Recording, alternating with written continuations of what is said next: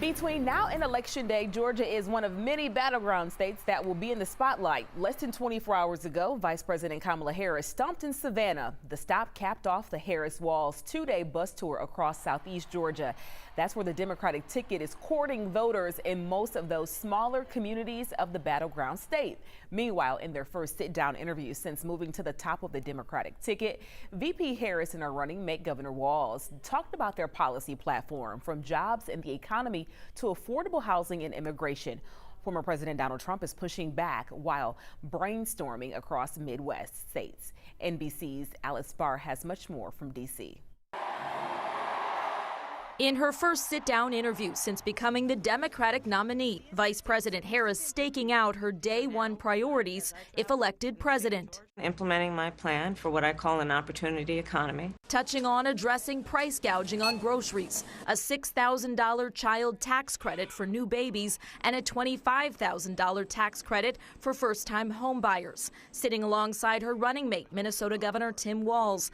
The vice president also defending her shifting policy positions since her 2019 run for the White House, including calling then to decriminalize migration, now saying there should be consequences for crossing the border illegally. We have laws that have to be followed and enforced. I spent 2 terms as the Attorney General of California prosecuting transnational criminal organizations. Noting she still believes in climate change action, but would not ban fracking, all while making the argument. My values have not changed. Former President Trump seizing on that answer, saying her values are too far to the left. As he shifts position on reproductive rights, the former president at a Wisconsin town hall announcing a new proposal for IVF. The government is going to pay for it, or we're going to get or mandate your insurance company to pay for it. Vice President Harris also brushed off the former president's comments questioning her black identity. Same old tired playbook.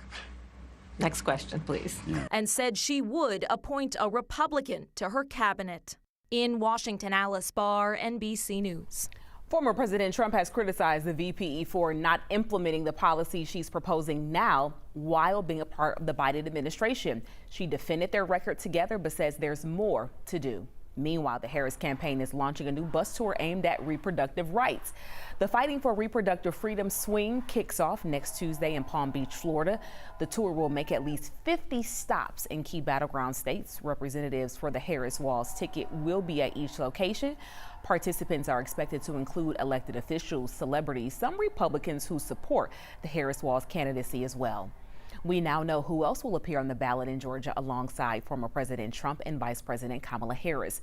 The Secretary of State's office announcing Chase Oliver, Jill Stein, Claudia De La Cruz, and Cornel West will appear on the ballot as third-party candidates in November.